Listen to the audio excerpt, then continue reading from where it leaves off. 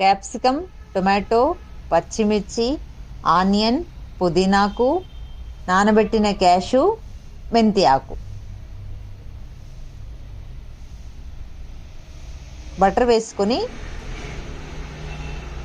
ఆవాలు, జీలకర్ర,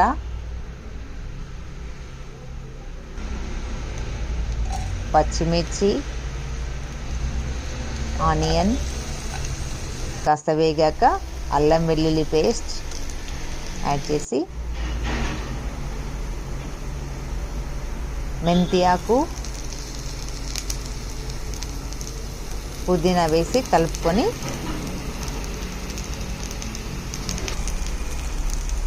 కొద్దిగా పసుపు వేసుకుని క్యాప్సికమ్ ముక్కలు వేసి వేగాక టమాటో పేస్ట్ అందులో వేసి ఉడికించుకోవాలి.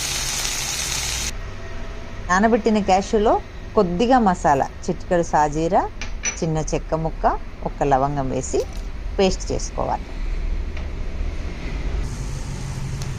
ఈ మిశ్రమాన్ని ఆల్రెడీ ఉడికిన కర్రీలో వేసి మరి కాసేపు మగ్గించుకుంటే మంచి రుచిగా వస్తుంది.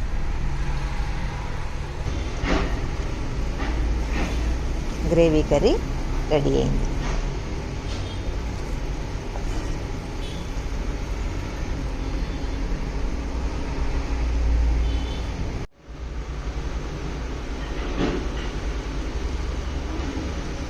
చివర్లో కొద్దిగా సీ సాల్ట్ యాడ్ చేసుకొని సర్వ్ చేయండి.